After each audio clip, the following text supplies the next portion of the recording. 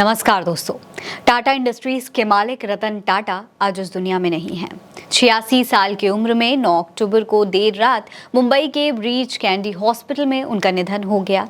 इस खबर से देश के साथ साथ पूरी दुनिया में शोक का माहौल है, क्योंकि वो एक ऐसे इंसान थे जिनका कभी कोई विरोधी नहीं रहा। उन्होंने महान कहे जाने वाले अमिताभ बच्चन, सचिन तेंदुलकर जैसे लोगों को आईना दिखाने का काम किया था, क्योंकि जब ये लोग एक तरफ जाकर खड़े हो गए थे, जब देश के मुद्दों पर बोलना था, किसानों के लिए बोलने का समय था, तब ये सारे के सारे तथाकथित महान लोग एक किनारा लेकर खड़े हो गए थे।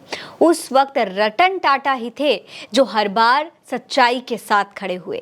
वो ऐसे इंसान थे जिनका हर कोई सम्मान करता था। उन्होंने कभी किसी के बारे में गलत नहीं बोला, ना ही वो कहीं एक तरफा बयानबाजियां करते हुए दिखाई दिए, और ना ही किसी राजनीतिक पार्टी के मुरीद बने वो। उनके निधन पर खेल, उद्योग, राजनीति और मनोरंजन जगत से कई लोगों ने उन्हें श्रद्धांजलियां दी हैं। सबसे पहले कौन क्या कह रहा है वो भी आपको देख लेना चाहिए। देखिए, राष्ट्रपति द्रौपदी मुर्मू ने भी ट्वीट किया है। उन्होंने लिखा है कि श्री रतन टाटा के दुखद निधन से भारत ने एक ऐसे आइकन को खो दिया जिन्होंने कॉर्पोरेट विकास को राष्ट्र निर्माण और उत्कृष्टता को नैतिकता के साथ जोड़ा।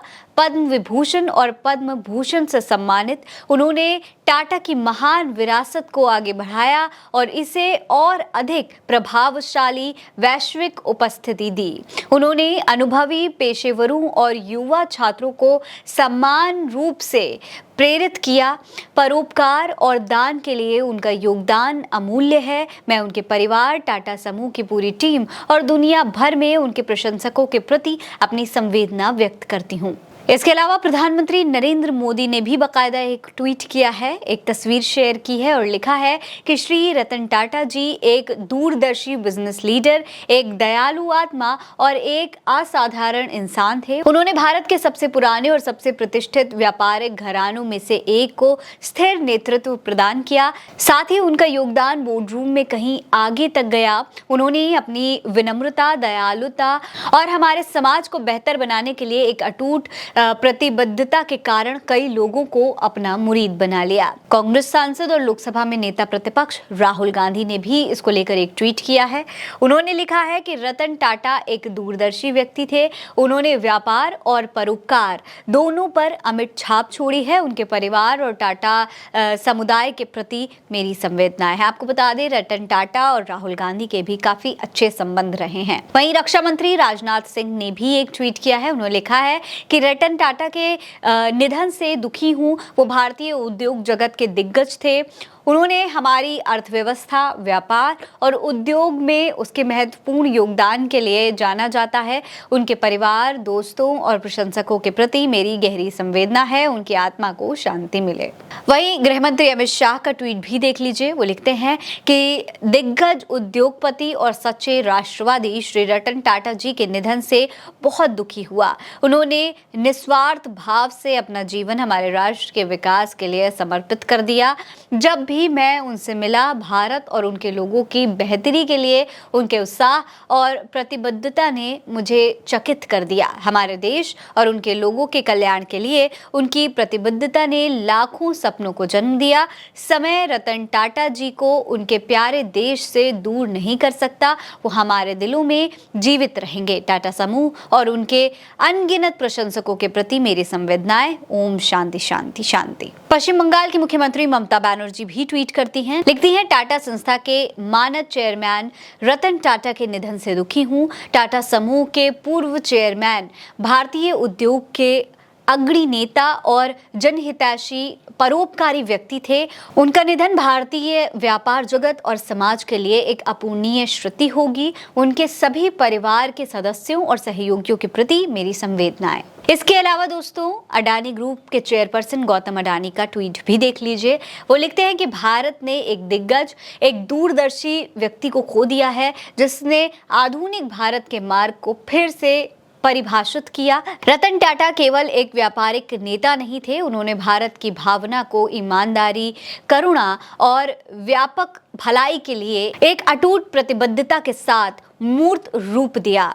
उनके जैसे दिग्गज कभी नहीं मिटते। ओम शांति। इसके अलावा गूगल के सीईओ सुंदर पिचाई ने भी ट्वीट किया है। सुंदर पिचाई लिखते हैं कि रतन टाटा के साथ गूगल में मेरी आखिरी मुलाकात में हमने वेमो की प्रगति के बारे में बात की और उनका विजन सुनना प्रेरणादायक था। वो एक असाधारण व्यवसाय और परोपकारी विरासत छोड़ गए और भारत में आधुनिक व्यवसायिक नेतृत्व को मार्गदर्शन और विकसित करने में महत्वपूर्ण भूमिका निभाई है। उन्होंने भारत को बेहतर बनाने की गहरी चिंता थी। उनके प्रियजनों के प्रति गहरी संवेदना और श्री रतन टाटा जी को शांति मिले।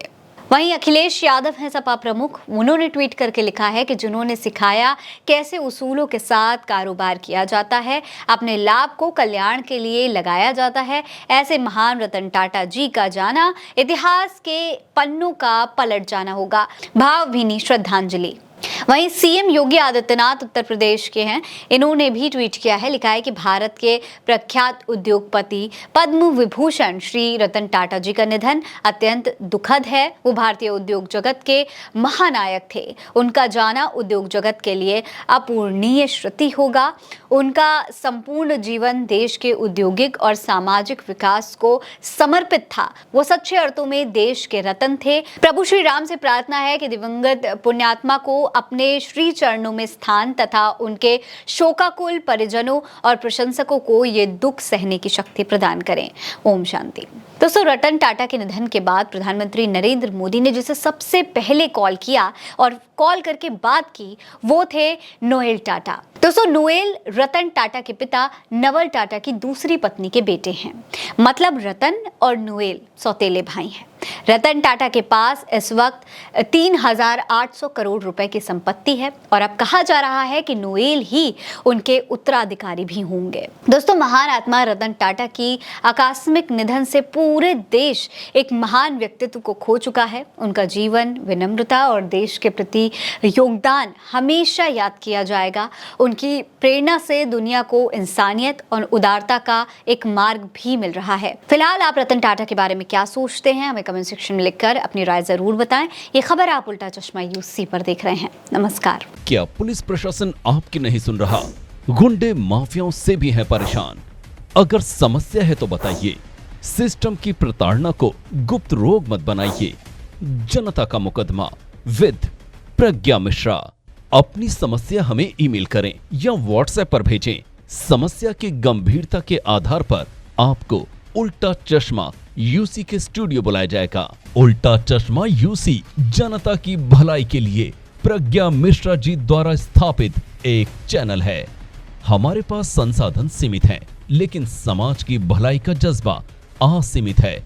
अगर आप हमें सपोर्ट करना चाहते हैं तो हमारा आर्थिक सपोर्ट करें और स्क्रीनशॉट जरूर भेजें, जिससे हम आपका आभार व्यक्त कर सकें और असल में उस आम जनता का मुकदमा लड़ सकें जिसकी कोई नहीं सुनता।